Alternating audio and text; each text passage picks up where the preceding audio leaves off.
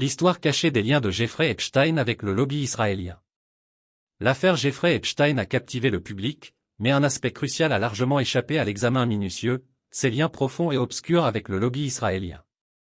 Alors que les crimes présumés d'Epstein et les personnalités de haut rang qui lui sont associées ont été largement couverts, l'implication potentielle du renseignement israélien et du lobby israélien plus large dans ces activités mérite une attention particulière. L'ascension fulgurante d'Epstein, une connexion avec le Mossad? La transition d'Epstein, de modeste professeur de mathématiques à financier riche, est enveloppée de mystères. Une explication plausible de son ascension soudaine est sa connexion présumée avec le Mossad, l'agence de renseignement israélienne. Plusieurs journalistes d'investigation et experts en renseignement ont suggéré qu'Epstein était un agent du Mossad, chargé de recueillir des informations compromettantes sur des personnalités puissantes afin de les utiliser comme levier. Cette théorie s'aligne avec son modus operandi consistant à attirer des individus influents dans des situations compromettantes et à utiliser ensuite les preuves pour faire chanter ces derniers. L'opération de chantage, collecter des informations compromettantes sur les puissants. L'île d'Epstein, souvent appelée « Pédophile Island », île pédophile, était plus qu'un simple lieu de retraite hédoniste. Elle était apparemment équipée d'un matériel de surveillance, vraisemblablement pour enregistrer les activités illicites de ses invités de marque. Ces enregistrements pouvaient ensuite être utilisés pour exercer une influence sur des politiciens, des magnats des affaires et d'autres personnalités clés. La liste des visiteurs de l'île d'Epstein ressemble à un annuaire des décideurs mondiaux, incluant des figures de proue des États-Unis, d'Europe et d'ailleurs. Visiteurs notables et leurs connexions.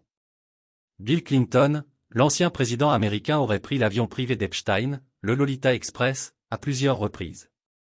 Clinton a maintenu qu'il ne savait rien des activités illicites d'Epstein, mais sa présence fréquente soulève des questions. Prince Andrew, l'implication du duc d'York avec Epstein a été largement documentée. Il a fait face à des allégations de conduite sexuelle inappropriée avec une mineure à la demande d'Epstein, ce qui a entraîné des dommages juridiques et de réputation significatifs.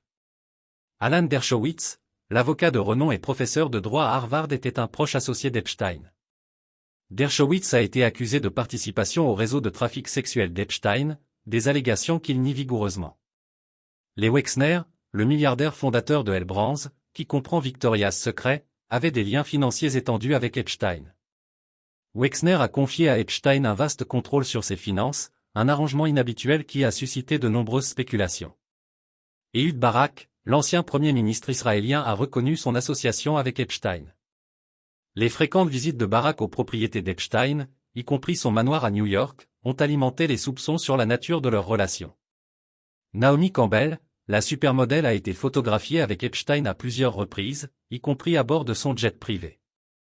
Bien qu'elle nie toute implication dans des activités illégales, sa présence dans le cercle d'Epstein est notable.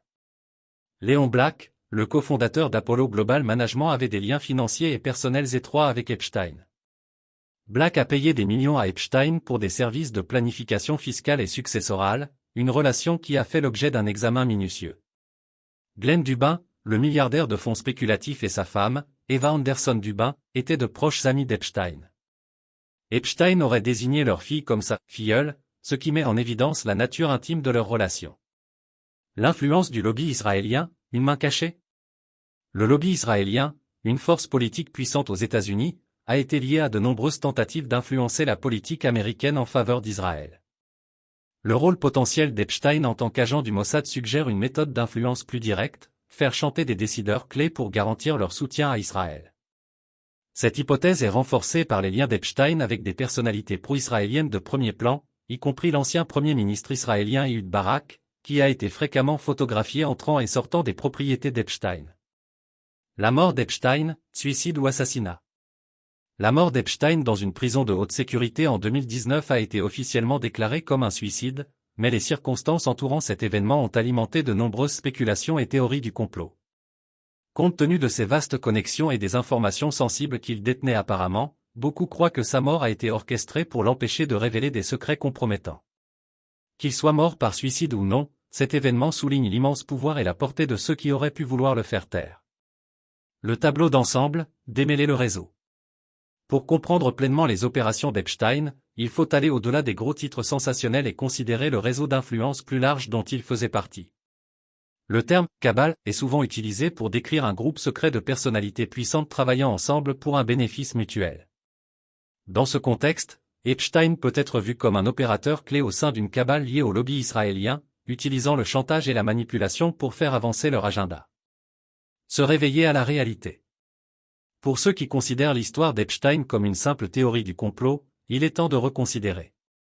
La vraie conspiration réside dans l'utilisation systématique du chantage et de la coercition pour façonner la politique mondiale. Les liens d'Epstein avec le Mossad et le lobby israélien ne sont pas des théories marginales mais des pièces cruciales d'un puzzle complexe. À mesure que de plus en plus d'informations apparaissent, l'étendue réelle de ces opérations et leur impact sur les relations internationales peuvent enfin être compris. Conclusion. L'affaire Epstein est loin d'être terminée. Bien que sa mort ait fermé un chapitre, l'enquête sur ses connexions et ses activités doit continuer. Découvrir la vérité sur ses liens avec le lobby israélien et le Mossad est essentiel pour comprendre les mécanismes de pouvoir et d'influence qui façonnent notre monde. Ce n'est qu'en mettant en lumière ces connexions cachées que nous pourrons commencer à démanteler les structures qui permettent à des individus comme Epstein d'opérer en toute impunité.